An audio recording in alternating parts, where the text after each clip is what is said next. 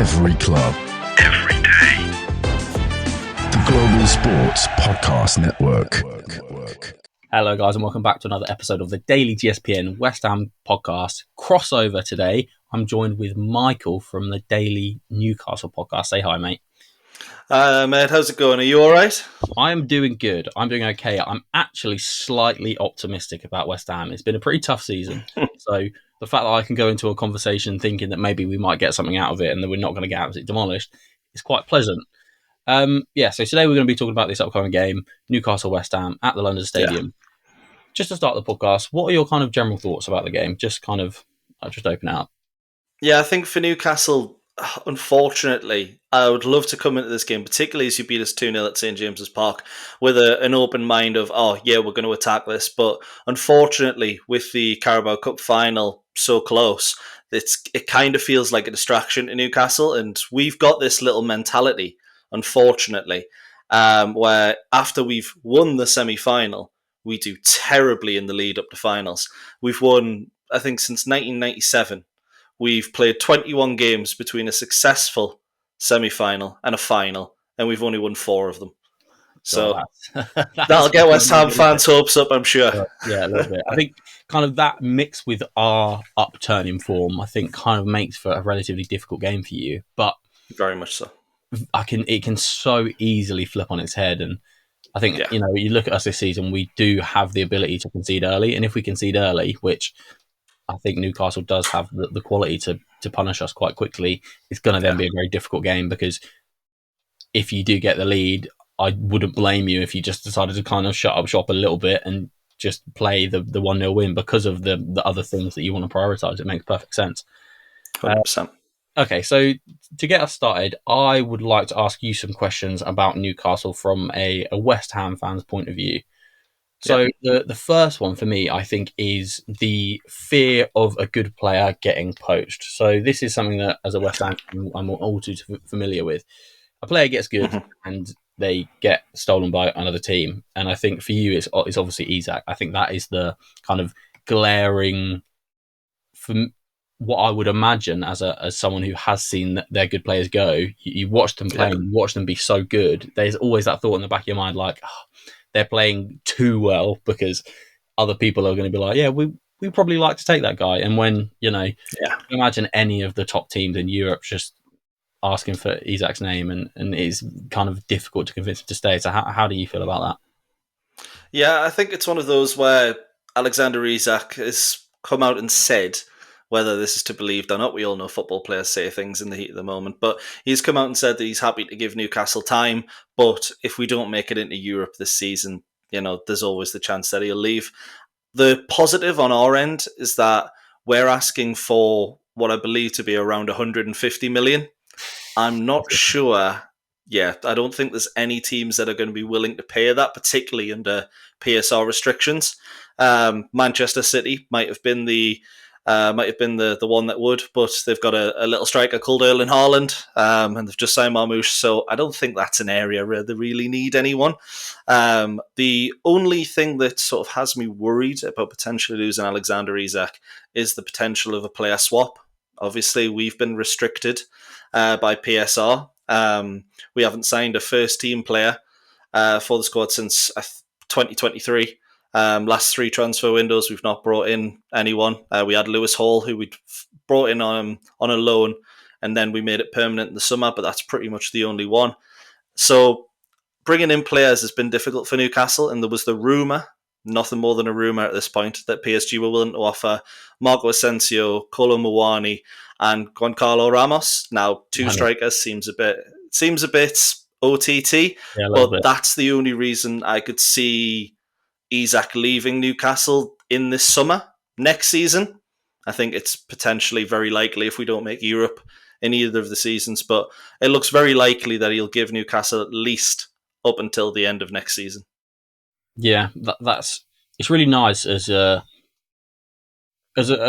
fan of a club who is in the kind of the selling market. I think West Ham are like that. I think Newcastle probably are slightly like that, maybe slightly ahead of us when it comes to your status in the league and how people view you as a club. But you just know that you watch a player play well, and you have that thought in your mind that they're going to leave. So when they do kind of come out and make a statement to the club saying that I'm not going to leave straight away, I want to give the club some time, I think that's really nice as a fan. And obviously 100%.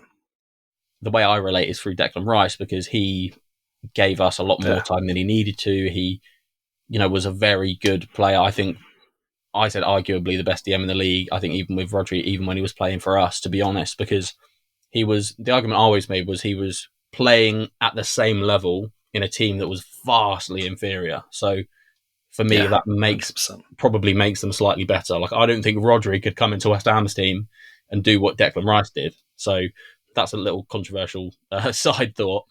But it's nice when they give you a little bit more time than they probably need to, because I don't think any Newcastle fan would hate Isak for wanting to play Champions League football. That's what he wants repeatedly. That's the sort of player he is. So the fact that he has said, I am willing to stay, I'm willing to give time, give as much as I can, but then there will come a time where they have to leave. And I think you kind of have to accept that and make peace with it and try and just enjoy them and get the most out of them when they're there. And, if you do get European football, what if you got Europa League? Do you think he would stay for Europa League football? Yeah, I think he'd be more than willing to stay for Europa League because it shows progression in the project. We made Champions League far too early. The benefit of that was we had Sven Botman as a centre-back. We had the best defence in the league when he was there, when he was playing in the back line. He's been injured for the vast majority of the last 2 seasons, and we've ended up conceding more than what we did when we first got relegated, 08-09. So I think, Isak, if we can stay in the Europa League and sort of continue building, I think you'll be happy. And we were supposed to make conference last season, but then Man United somehow won the FA Cup over Man City and we dropped out, unfortunately. So the progression is there, and I think the players can see it. Realistically, we've been quite unlucky with injuries, but no, everyone gets injuries. We don't want to make those excuses. But going into this game and then the cup final, we just found out that 3 of our top players are unavailable for at least the next 3 games. So it's one of those. Isak's back to fitness, and if we can keep him longer than this season, which I think we will, I think he'd be happy with Europa League with the knowledge that Champions League's a possibility. Yeah, I think I agree. I think the next thing I'd like to talk about, maybe one that's maybe slightly more rogue, your goalkeeping situation, because the way that each keeper has been viewed, it seems to change kind of month by month, because I think the major consensus is that Pope is a better keeper than Dubravka. But you look at the performances recently, and to me, I feel like Dubravka has been playing really well. I'd love to hear your opinion on this. Yeah, so Martin Dubravka's kind of been in the bad books with a lot of Newcastle fans. The loan to Manchester United, it's not a hidden secret that he's wanted to leave the club when he was second or third choice, which, to be fair, he's got ambitions. Can't blame him for that. And Nick Pope has been fantastic for Newcastle for a long time. Unfortunately, he's just coming back from an injury and he doesn't look the same player. We've seen it numerous times where goalkeepers have gotten injuries and then not been the same. Shea Given, Joe Hart, a couple that I can think of off the top of my head. And I think Nick Pope's unfortunately going to be one of them. When it comes to on his day, fully fit, sharp, shot stopper, he's one of the best shot stoppers in the league, in my opinion. When it comes to passing the ball out, he's probably one of the worst in the league. While Martin Dubravka, he can pass the ball out. He's been making a lot more high-quality saves than what we've seen from him in the last 2 seasons. So it was a case of, for a Newcastle fan, do you play the goalkeeper that can't kick a ball, or do you play the goalkeeper that can't really save a ball but is quite good with his feet? So we're still in that dilemma, unfortunately. And I think Nick Pope will play as we try and get his sharpness up ahead of the cup final. But to be honest, it's 50-50. Martin Dubravka deserves his place. He has improved this season in comparison to others, but Nick Pope's our best goalkeeper. So it's a tough one. Yeah, it is a tough one. I guess kind of similar to West Ham, to be honest, because we've always seen Areola as the first choice, and then he got injured and Fabianski played, and Fabianski's been playing really well. So then when it comes to having 2 fit goalkeepers again, the decision about who to play it's always a difficult one, because you find that keepers play better when they play more games in a row. I think chopping and changing keepers isn't the best to get the peak performance out of either of them, if 100%. that makes sense, So Yeah, I get you.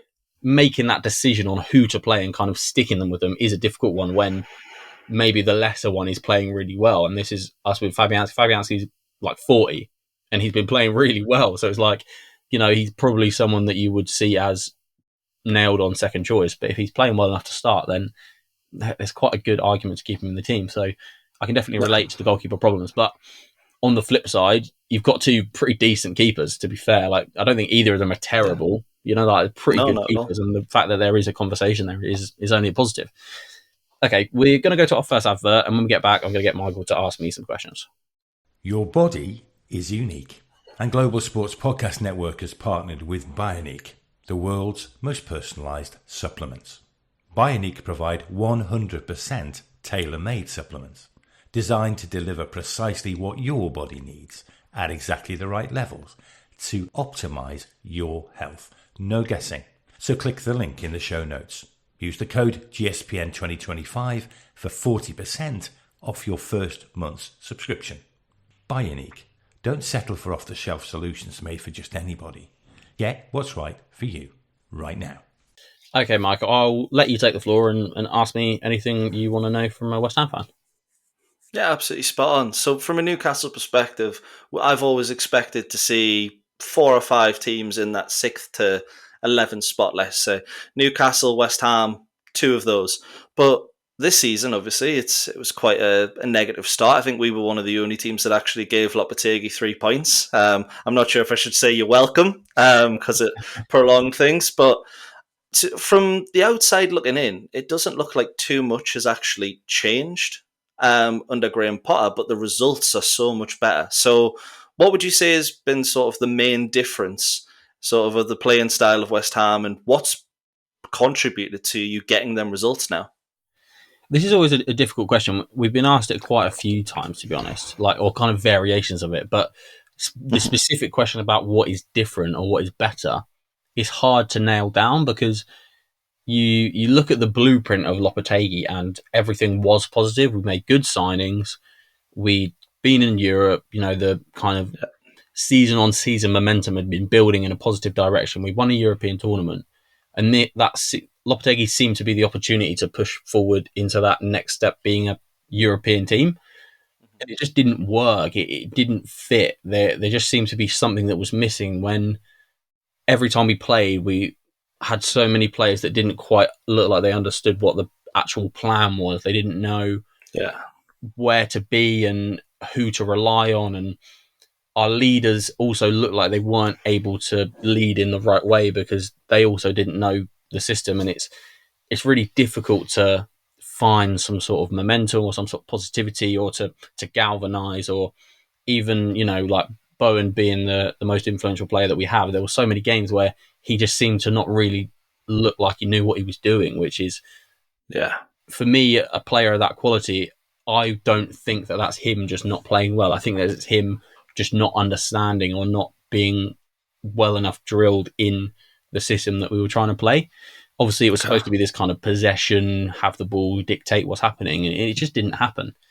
Yeah. Now we kind of flip the script with Graham Potter, and he seems to be a lot more relaxed about it. It seems to be more, let's have the ball, let's try and take control of the game, but let's also take risks and let's try and play a little bit more loose instead of this kind of more rigid possession-based football we were trying to play under Lopetegui. I think maybe the jump to that was too sharp, too quickly, and I think because we hadn't had kind of obviously had pre-season, but pre-season is a really difficult way to properly implement a system. It was a big risk. 100%. I think it was a necessary risk, to be honest. I think David Moyes' football is brilliant to getting you to a certain point, and I always make the comparison with Gareth Southgate. That style of football is brilliant to a point, but you then do reach a stage where you have to make a decision on, do we stick with the person who's got us this far, who might have a ceiling, or do we make a risk for someone that might be able to take us a little bit further? Made the risk, didn't pay off.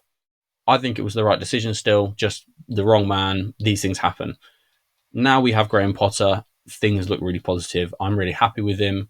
He's using the youth so much more. He's rotating. He's got some players playing brilliantly, like Ollie Scarles. I don't know if you've kind of seen too much about him, but he's been brilliant for us.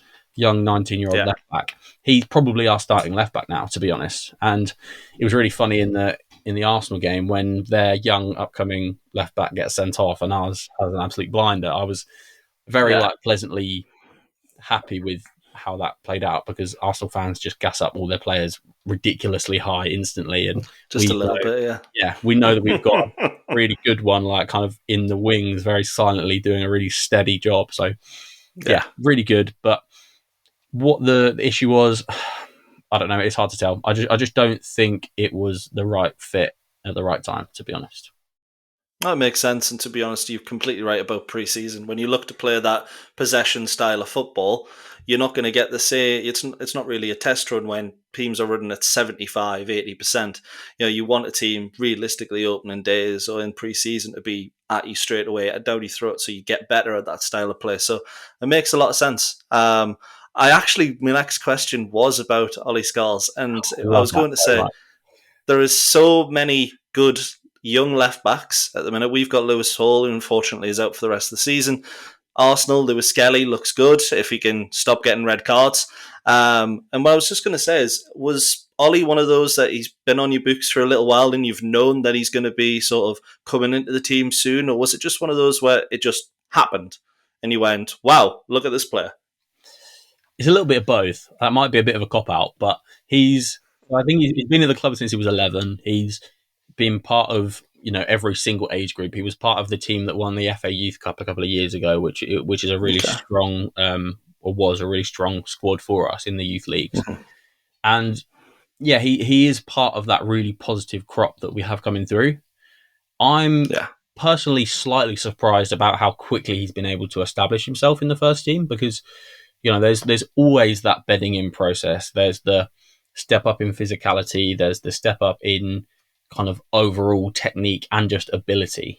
When you step into the Premier League, you can't make a mistake, basically, and if you do, you will get punished. And there's very few situations, and I know other leagues are brilliant, but I think the Premier League is so good at highlighting weak points in players' games. I think if they have a weak 100%. Point, it will get exposed very quickly.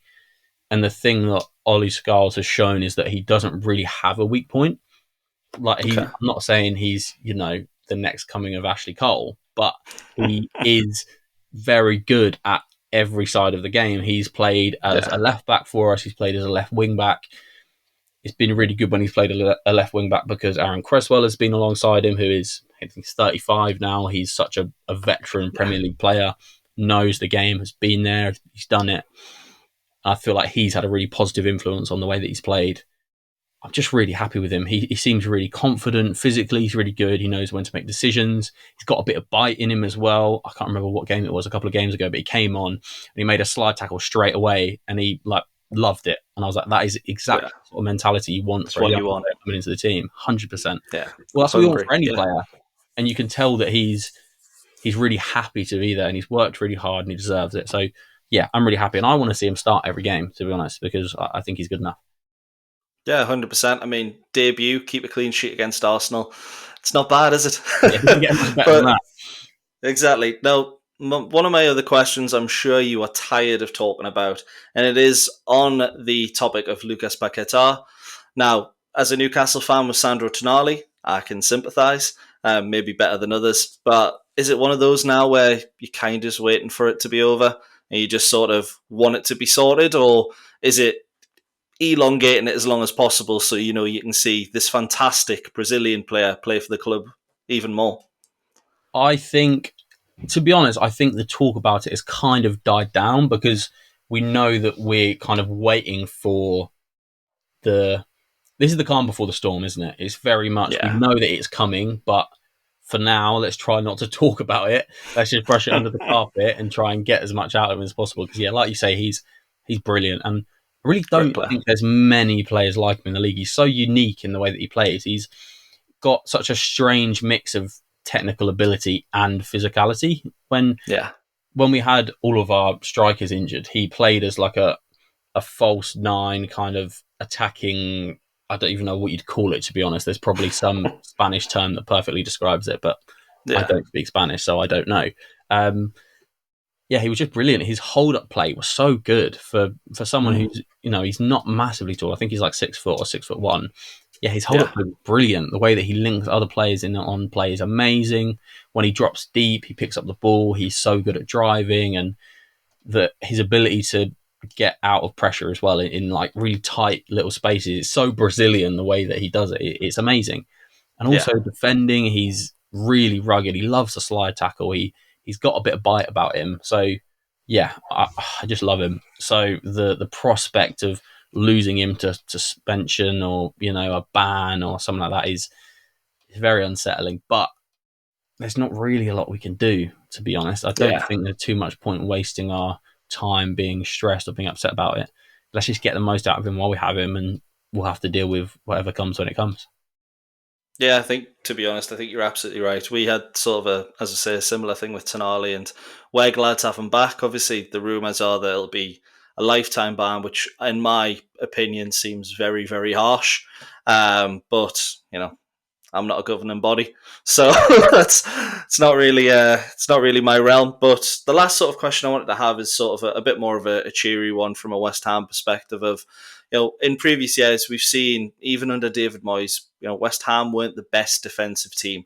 But what we're seeing now is a side that's a little bit, it's a lot more resolute, should I say, and you're conceding a lot less because of that. Is that because of signings that you brought in the summer that are, like a Max Kilman or a Todibo? I know Todibo was there a bit earlier, but than Kilman. But is it because of those signings, or is it something that Graham Potter's coming in and everyone's just a lot more confident and able to do their jobs? Obviously, you mentioned earlier under Lopetegui, seemed like maybe roles were a little bit confusing at times. I think it's a mixture of both. The signings were good, did take a little bit of time to kind of settle in. So you understand the team not performing at its highest early in the season. Like, we had quite a large squad 100%. Overhaul. We arguably had the best window of the summer, and the fact that the team didn't gel instantly isn't really a surprise. So maybe can't blame it completely on Lopetegui, but then, the further it went under him, it didn't start to change. So that's when it's like, well, at some point you have to stop blaming the players not settling in, and you have to kind of look at why the mistakes are being made again and again. Like, we conceded early in games so many times. We'd concede the first goal really early, and then we'd be fighting to try and get something out of the game, and maybe eventually we'd scrape a draw, or we'd lose, but we pile a load of pressure on right at the end, which just isn't really good enough. We shouldn't be putting ourselves at such a disadvantage so early in the game. So yeah, that was kind of the theme of Lopetegui, just like relatively poor defence and not having too much kind of attacking threat. Under Potter, the defence does look a lot better, and I think Max Kilman has been a brilliant signing. I think he is so calm under pressure, and he's such a good voice at the back. He was Wolves captain. I could quite easily see him becoming West Ham captain at some point. Obviously, Jared Bowen is the Lord and Saviour, so I wouldn't want to take it off of him. But, if for any reason Bowen isn't involved, I think he's quite a good candidate to take that role. Also, Todibo has been really solid in the past few games. He got injured and has been swapping with Mavropanos, who I think has looked good at times. I think Mavropanos sometimes has a mistake in him, but physically he's really good. He's strong, he's fast. We're starting to see a settled team, which is really nice. And I think that's also contributing to the fact that our defence is getting better. I also think, like kind of the discussion we had before about the goalkeepers, we've got 2 really good goalkeepers, which I think really helps. Fabianski has saved us a lot, especially when Ariel has been injured. He's had some absolutely amazing performances. So I think Potter has brought the best out of players who are also now starting to get fully settled. So I think kind of both. To be fair, that was the last of my questions, so it might be time for another advert. I don't know. It is indeed. Yeah, we'll go to this final advert, and when we get back, I want to do some predictions about the game and talk about who we think the biggest threats are on each team. Good stuff. Here at the Global Sports Podcast Network, we've spent a lot of time selecting our delivery platform. Zencastr came out the clear winner. With 4K video recording from your phone and AI editing that automatically removes all those ums and ahs, it's super easy to start a podcast that sounds great and is delivered efficiently. If you're ready to tell your story, check out the link in the show description to learn more about Zencastr. Okay, so I would like us to say 2 players from the other team that we think will play and that we think is a threat. One obvious one and one not so obvious one. Would you like to go first? Would you like me to go first? I don't mind either way. I'm happy to go first. I think, to be honest, I think the very obvious is Jarrod Bowen, so I'm not going to speak about him. I'm actually going to speak about a player that I've admired so much when he was at Ajax, and that's Mohamed Kudus. When it comes to, under Lopetegui, you probably won't mind me saying he looked like your main threat. Every time on the ball, every time he got on the ball, he was just so direct, so pacey, so good at dribbling, and obviously he can shoot from pretty far out as well. I'm not sure if it was his debut against us in the 2-2, or it was definitely his first goal for West Ham. Yeah, it was one I of remember them.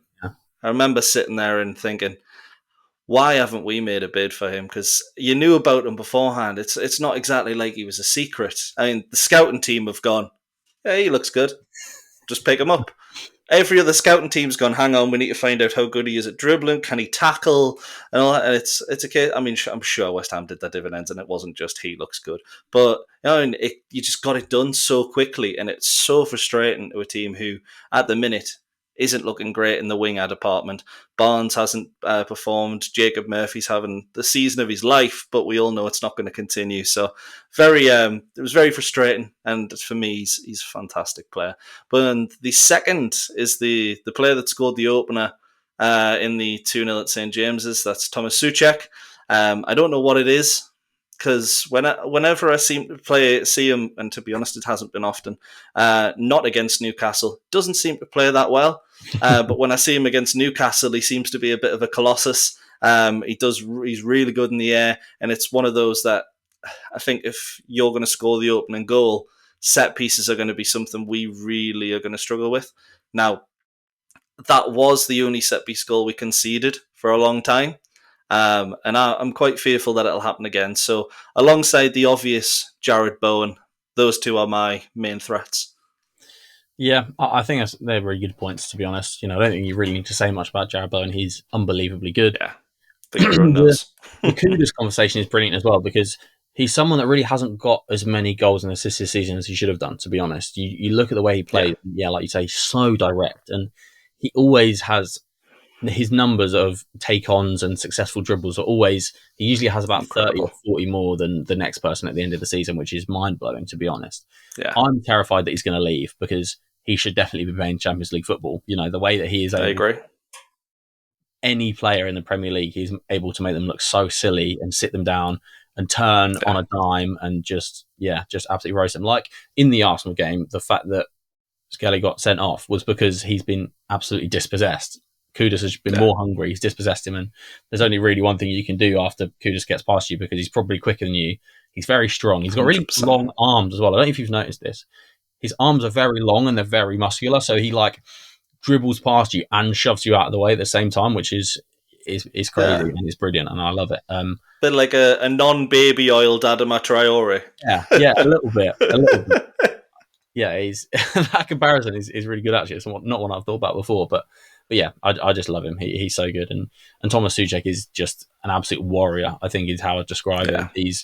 He's a leader, but not verbally. It's by his actions. He's always running. He's always putting in challenges. The amount of headers that he wins is ridiculous. I very rarely see him lose a header, to be honest. And the goal threat, the kind of strange goal threat, he always just seems to be in a position to score a goal.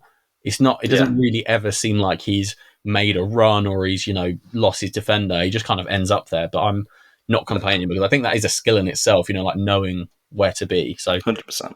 Positioning, yeah, I completely agree. Okay, so when it comes to Newcastle, obviously the obvious one is Isak. He's unbelievably good.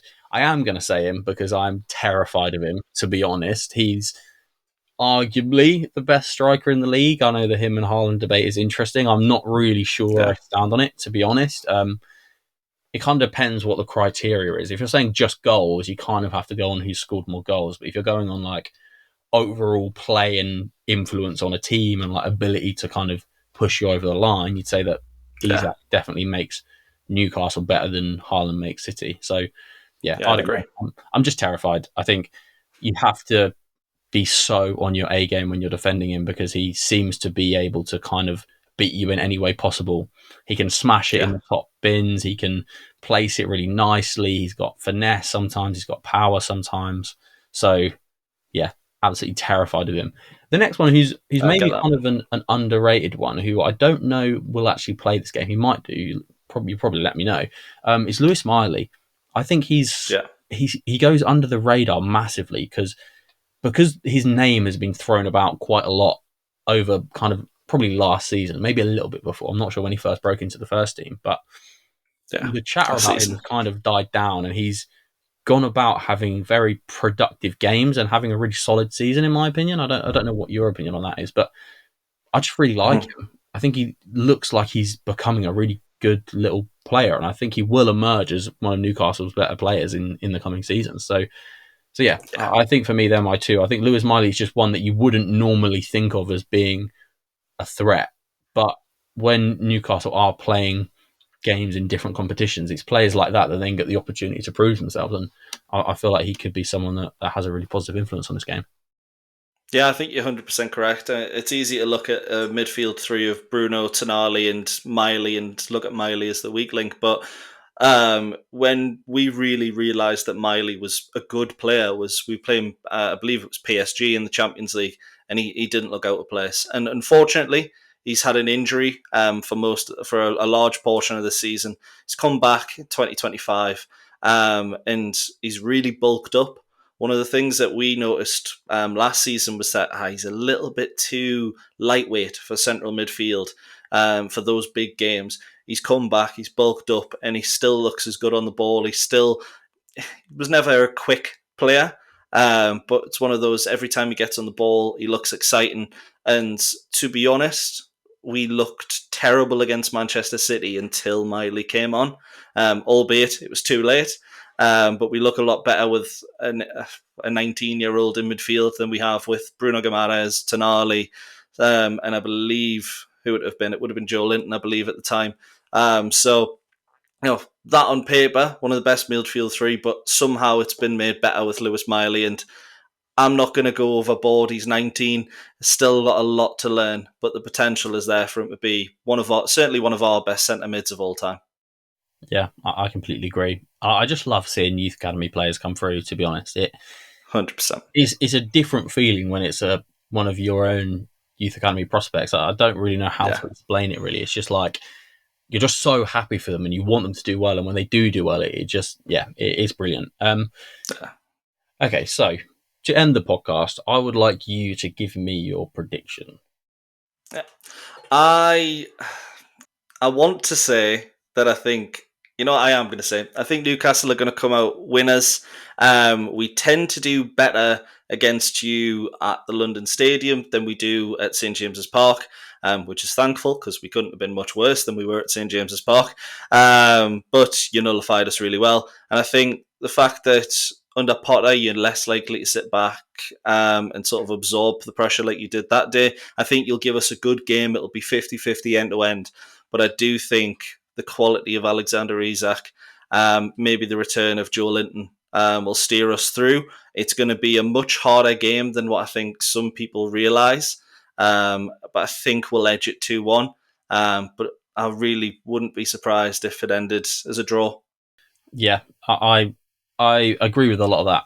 I think the London Stadium is such a strange place for our kind of football games.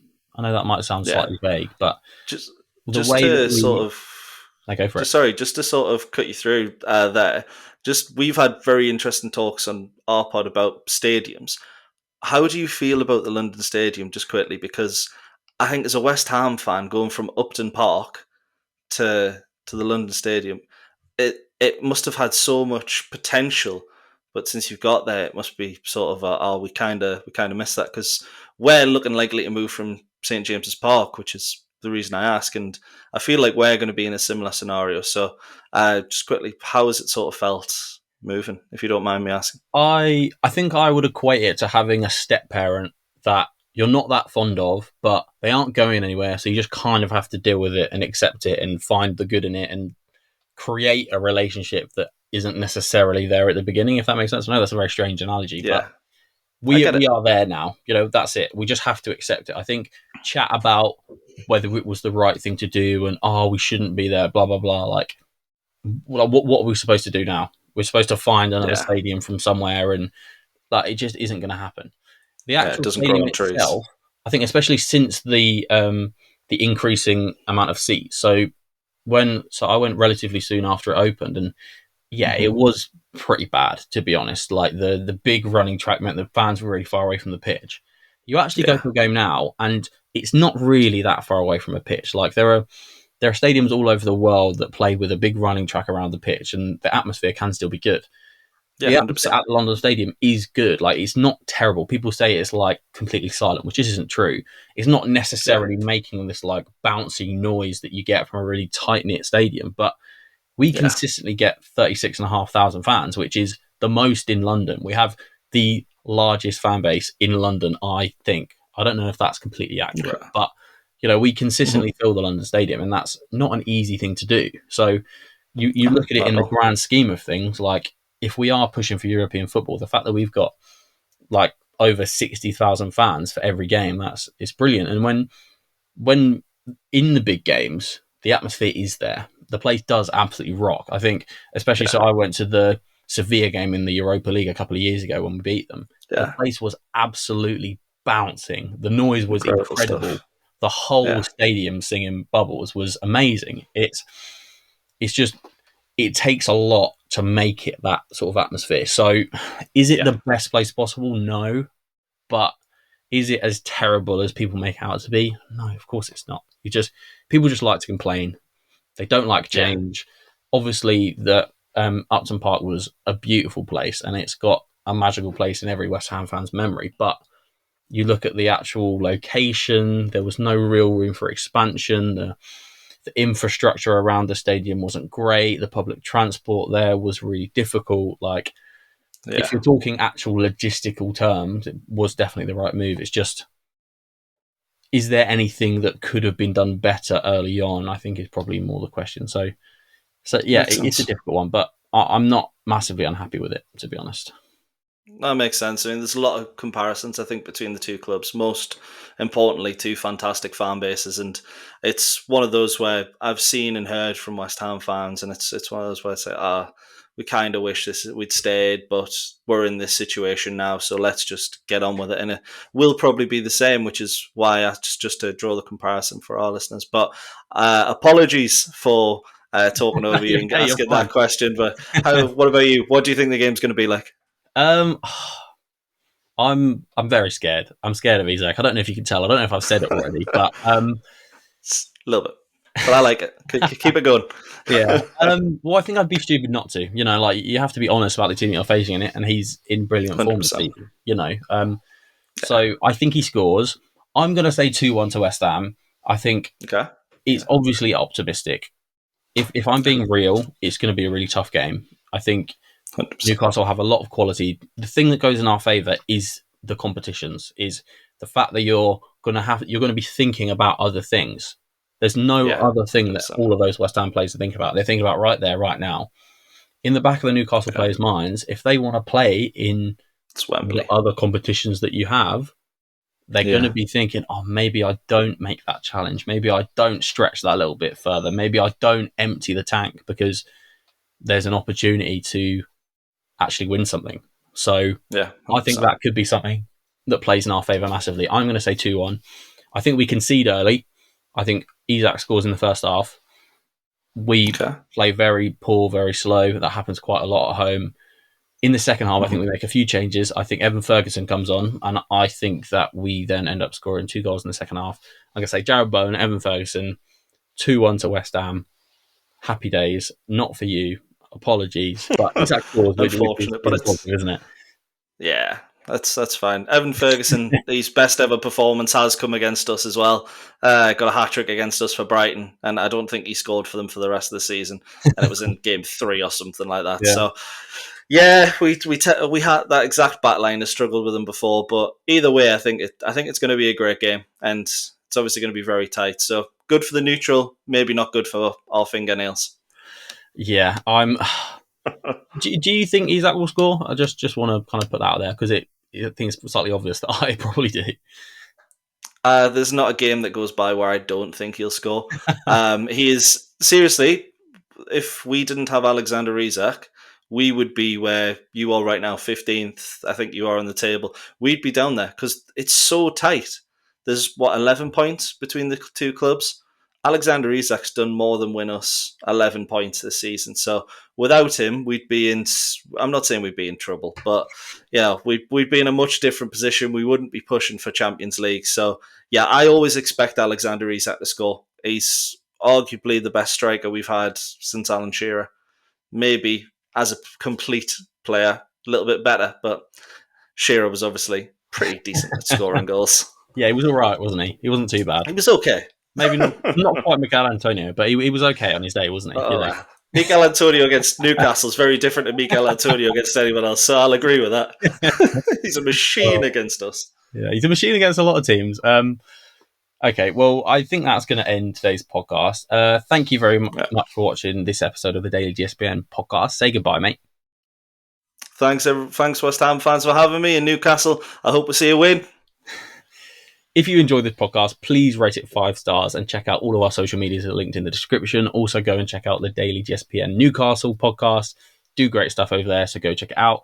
Check out all the other podcasts under the GSPN Podcast Network banner. We've got the Women's Football Podcast, the Daily Wrap-Up Podcast in all sorts of languages, got the Fantasy Football Podcast, and obviously all of the other Premier League teams' podcasts.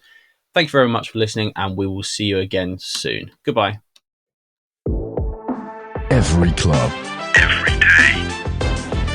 The Global Sports Podcast Network.